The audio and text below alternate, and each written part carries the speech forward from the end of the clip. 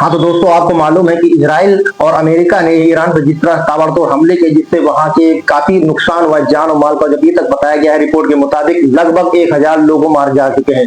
इस वजह से ईरान भी समझ चुका है, उसको पता है कि सीधे सीधे हम इजराइल और अमेरिका का मुकाबला नहीं कर सकते हैं, इसलिए उसने दिमाग का इस्तेमाल शुरू कर दिया कि दिमाग से ही इस गेम को जीता जा सकता है, इस युद्ध को जीता जा सकता है। हालांकि आज छठा दिन ईरान और इजराइल के युद्ध का, लेकिन अभी तक वो इजराइल कि आंखों में आंखें डालकर डटा हुआ है ईरान, और ना तो वो झुका है ना तो डरा है, लेकिन उसने पूरी मुस्तैदी के साथ और पूरी बहादुरी के साथ ईरान उस इजराइल का और अमेरिका का मुकाबला कर रहा है। उससे पहले मैं आपको बताऊं कि शायद आपको पता होगा कि कल जो भारत से ईरानी जो आयरिश देना नाम का युद्धपोत था, वो वापस लौट रहा था समुद्री मार्ग से, नौसेना युद्धपोत, और उसने अमेरिका ने पनडुब्बी के जरिए उस पर हमला कर दिया है, जिससे पूरा वो जो युद्धपोत था वो डूब गया है। उसमें से लगभग 180 लोग सवार थे और 32 लोगों के रेस्क्यू ऑपरेशन के जरिए 32 लोगों को पता लगाया जा चुका है, लगभग घायल हैं और लगभग 80 से 82 लोग मारे जा चुके हैं।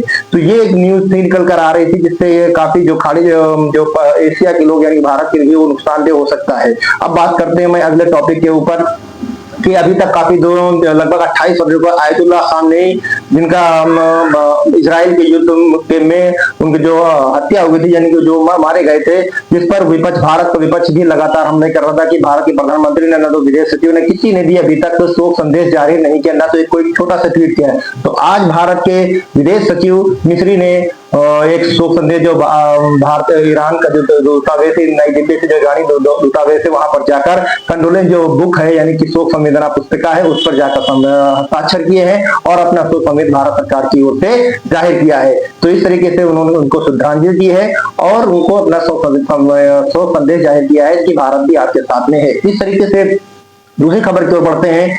फिनलैंड के जो राष्ट्रपति हैं अलेक्जेंडर स्टब्स, वो भारत दौरे पर, 4 दिन के भारत दौरे पर हैं और उनसे जो प्रेस कॉन्फ्रेंस के दौरान माननीय प्रधानमंत्री मोदी जी ने कहा है कि सैन्य संघर्ष कोई भी मसले का हल नहीं है, इससे क्या होता है जानी माली नुकसान। जिस तरीके से मिडिल ईस्ट और यूक्रेन में ईरान जंग छिड़ी हुई, तो उसको खत्म होना चाहिए, उससे जो है खत्म करना चाहिए। जिस तरीके से ईरान और इजराइल के बीच में जंग हो रही है, उसमें काफी लोगों का नुकसान हुआ है, काफी लोग जान मार दे। इस वजह से अब ईरान ने सोच लिया है कि हमको सिर्फ और सिर्फ अपने दिमाग से इस गेम को जीता था। तो उसने क्या किया कि उसके जितने भी चाहे लड़ाकू विमान हो, चाहे उसके जहाज हो, जो भी है, उसने दिमाग का इस्तेमाल करके उसने 3D उसकी शेप्स बनाना शुरू कर दिए। जी हाँ, ये बहुत ही नोटिफिकेशन निकल कर आ रही है कि जो 3D शेप्स बनाकर वो अपनी जगह जगह पर उसने अपने लड़ाकू विमान के 3D शेप बनाकर, जो इजराइल के जो लड़ाकू विमान होते हैं, जो उनको देखते हैं तो वो सोचते हैं कि लड़ाकू विमान उनका खड़ा हुआ है, इसलिए उनके ऊपर हमला करते हैं, वो वहां पर वो विफल हो जाती है। तो उनकी और आपके जो ईरानी ने अपना एक शहीद ड्रोन है, वो लगभग $20,000 से इन्होंने शहीद ड्रोन तैयार किया था और उसने अरबों डॉलर के अमेरिका के जो विस्फोटक जो विध्वंसक जहाज था उसको ने नष्ट कर दिया है। छोटे से यानी कि अमेरिका कभी इसमें काफी नुकसान हो रहा है। जी हाँ, इस युद्ध से ना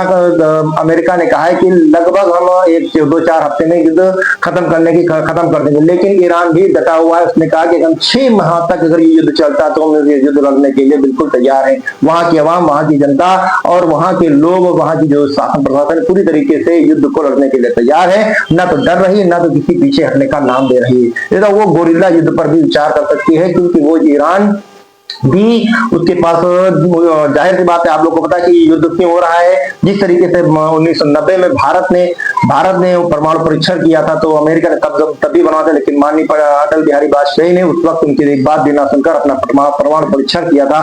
वही परमाणु परीक्षण भी ये करना चाहता और अमेरिका वहां भी दादागिरी अपनी दिखाना चाहता कि आप परमाणु परीक्षण न कीजिए, लेकिन इसी बेस को लेकर युद्ध छिड़ा हुआ है। देखते हैं युद्ध कितना लंबा चलता है और किसको कितना नुकसान होता है। हालांकि युद्ध जहां भी होता है उसमें दोनों देशों का काफी नुकसान होता है, किसी का कम किसी का ज्यादा, लेकिन इजराइल ने और अमेरिका ने सोचा था कि जिस तरीके से फिलिस्तीन को हमने चंद मिनटों में अपना काबू में कर लिया था, उनको नुकसान कर, लेकिन वो यहाँ पर उनकी रणनीति फेल होती हुई नजर आ रही है।